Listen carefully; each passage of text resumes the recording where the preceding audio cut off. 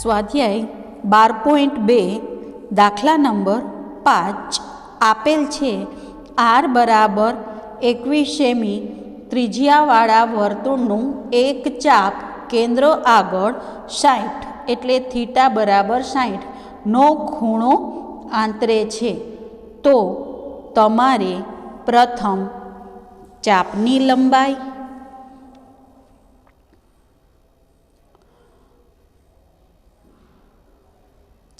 લંબાઈ, બીજું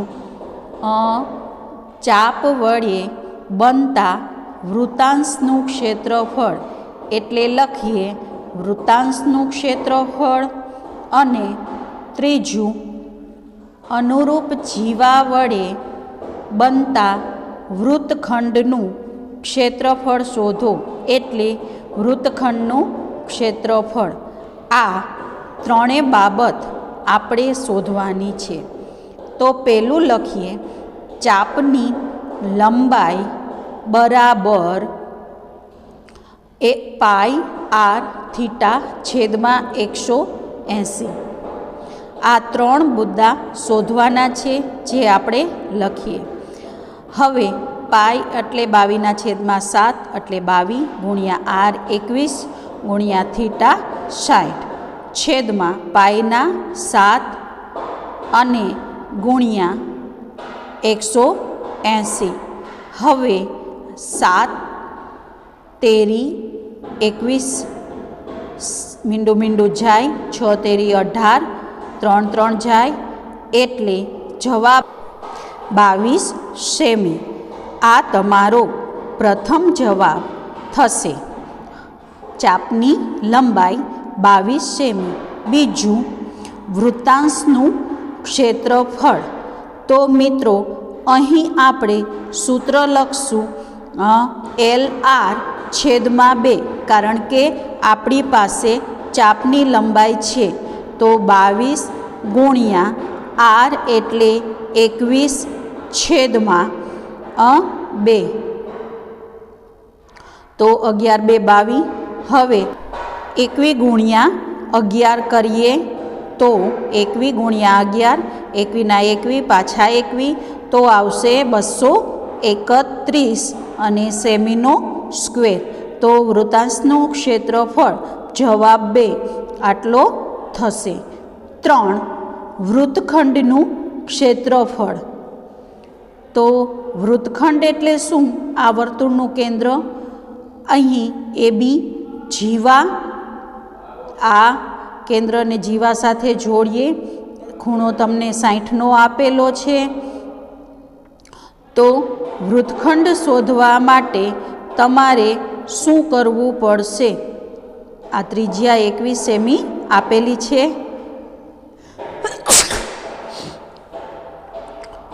તો 60 ખૂણો હોવાથી ત્રિજ્યા સમાન છે એટલે સમબાજુ ત્રિકોણ થશે. તો સમબાજુ ત્રિકોણનું ક્ષેત્રફળનું સૂત્ર શું થાય?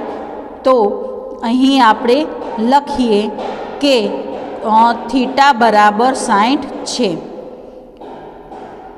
તેથી ત્રિકોણ OAB માં, આમ ત્રિકોણ OAB માં OA બરાબર OB બરાબર 21 સેમી ત્રિજ્યા છે, સમાન થાય. તેથી ખૂણો A બરાબર ખૂણો B બરાબર ખૂણો C બરાબર 60 થાય. તે ત્રિકોણ OAB સમબાજુ ત્રિકોણ થશે. હવે વૃત્તખંડનું ક્ષેત્રફળ શોધવા માટે સમબાજુ ત્રિકોણનું ક્ષેત્રફળ બાદ કરવું પડે વૃત્તાંશમાંથી. તો લખીએ સમબાજુ ત્રિકોણ OABનું ક્ષેત્રફળ બરાબર વર્ગમૂળ 3/4 બાજુનો વર્ગ, વર્ગમૂળ 3/4 એમનમ બાજુ એટલે 21નો વર્ગ. હવે 21 ગુણ્યા 21 441 વર્ગમૂળમાં 3/4 સેમીનો વર્ગ. આ ત્રિકોણનું ક્ષેત્રફળ મળ્યું, જેને આપણે લઘુ વૃત્તાંશમાંથી બાદ કરશું. તેથી વૃત્તખંડનું ક્ષેત્રફળ બરાબર વૃત્તાંશનું ક્ષેત્રફળ માઇનસ ત્રિકોણનું ક્ષેત્રફળ, ત્રિકોણ OABનું ક્ષેત્રફળ. તો વૃત્તાંશનું ક્ષેત્રફળ આપણને અગાઉ મળેલું હતું 231.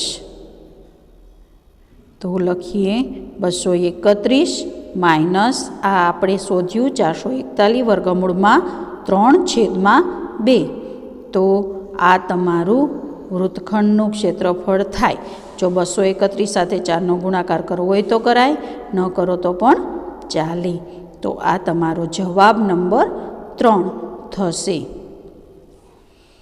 હવે દાખલા નંબર 6, જેમાં R અને થીટા તમને આપેલ છે કે 15 સેમી ત્રિજ્યાવાળા, તેથી R બરાબર 15 સેમી જીવા કેન્દ્ર આગળ 60નો ખૂણો બનાવે છે. તો થીટા બરાબર 60. તમારે લઘુ વૃત્તખંડનું ક્ષેત્રફળ અને ગુરુ વૃત્તખંડનું ક્ષેત્રફળ શોધવાનું છે. તો આગલા દાખલામાં આપણે જોયું તેમ થીટા 60 હોવાથી ત્રિકોણ સમબાજુ થશે. સૌ પ્રથમ લઘુ વૃત્તખંડનું ક્ષેત્રફળ શોધવા માટે લઘુ વૃત્તાંશનું શોધીએ. તો લઘુ વૃત્તાંશનું ક્ષેત્રફળ બરાબર πr વર્ગ થીટા છેદમાં 360. હવે પાઈ એટલે તમને 3.14 આપ્યા છે, તો 314 પોઈન્ટના 100 છેદમાં આપણે લખશું. પોઈન્ટ પછી 2 આંકડા છે એટલા માટે ગુણ્યા 15 ગુણ્યા 15 ગુણ્યા 60 છેદમાં પોઈન્ટ કાઢ્યો એટલે 100 અને ગુણ્યા 360. મીંડું મીંડું જશે, છાંયે છાંયે 36. હવે 2 તેરી 6. હવે 2નો ગુણાકાર અહીંયા કરીએ 157 અને 3 પંચા 15.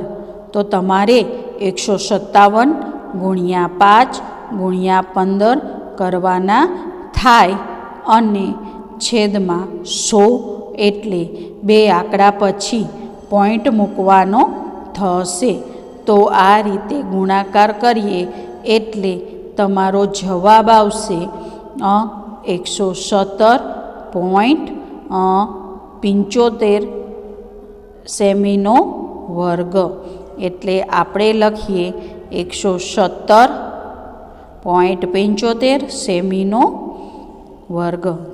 પોઈન્ટ પછી 2 આંકડા છેદમાં 100 હોવાને લીધે મૂક્યા છે. તો આ લઘુ વૃત્તાંશનું ક્ષેત્રફળ મળ્યું. હવે સમબાજુ ત્રિકોણનું ક્ષેત્રફળ શોધશું. તો જીવા કેન્દ્ર આગળ થીટા બરાબર 60નો ખૂણો બનાવે છે ને તેથી ત્રિકોણ સમબાજુ ત્રિકોણ થશે.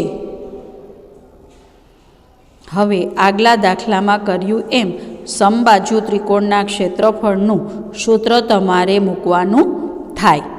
તો સમબાજુ ત્રિકોણનું ક્ષેત્રફળ બરાબર વર્ગમૂળમાં 3/4 બાજુનો વર્ગ, વર્ગમૂળમાં 3/4 બાજુ એટલે 15 ગુણ્યા 15. તો 15 ગુણ્યા 15 એટલે 225 અને વર્ગમૂળમાં 3/4 એમનેમ વર્ગમૂળ 3 એટલે 1.73 આપણને આપેલા છે પુસ્તકમાં. એની કિંમત મૂકી, ન મૂકવાની હોય તો આગલા દાખલા પ્રમાણે થાય. આ બંનેનો ગુણાકાર કરીએ એટલે જવાબ આવે 97.3126 ને 4 વડે ભાંગશું એટલે આવો જવાબ આવશે. હવે બાદબાકી કરીએ તો લખીએ લઘુ વૃત્તખંડનું ક્ષેત્રફળ બરાબર વૃત્તાંશનું ક્ષેત્રફળ માઇનસ ત્રિકોણનું ક્ષેત્રફળ. તો વૃત્તાંશનું ક્ષેત્રફળ છે એ આપણી પાસે 117.75 માઇનસ બીજો જવાબ આવ્યો 97.3125. બંનેની બાદબાકી કરીએ તો એ બાદબાકી કરતા જવાબ છે એ આવશે 20.4375 સેમીનો વર્ગ. હવે ગુરુવૃત્તખંડના ક્ષેત્રફળ માટે તમારે વર્તુળના ક્ષેત્રફળમાંથી લઘુ વૃત્તખંડનું ક્ષેત્રફળ બાદ કરવું પડે. તો સૌ પ્રથમ વર્તુળનું ક્ષેત્રફળ બરાબર પાઈ આરનો વર્ગ. પાઈ એટલે 3.14 ગુણ્યા આર વર્ગ એટલે 15 ગુણ્યા 15 છેદમાં 100. હવે તેનો આપણે ગુણાકાર કરીએ તો જવાબ આવશે 706.50 સેમીનો વર્ગ.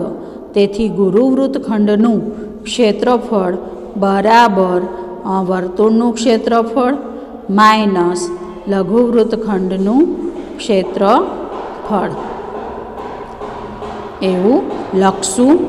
હવે વર્તુળનું ક્ષેત્રફળ છે 706.50 માઇનસ લઘુ વૃત્તખંડનું 20.4375 અને એ આપણે બાદબાકી કરીએ. 2 મીંડા મૂકી દીધા.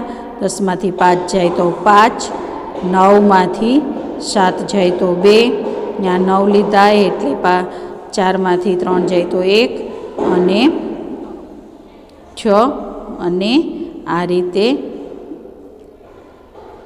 બાદ કરીએ તો તમારો જવાબ છે એ 686.0625 સેમીનો વર્ગ થાય.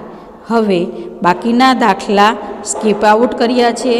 દાખલા નંબર 14માં તમને આપેલ છે કે આર બરાબર કેપિટલ આર અને થીટા બરાબર પી લઈ વૃત્તાંશનું ક્ષેત્રફળ શોધો. તે પાઈ આર વર્ગ થીટા છેદમાં 360. પાઈના પાઈ, આર એટલે કેપિટલ આરનો વર્ગ, થીટા એટલે પી છેદમાં 360.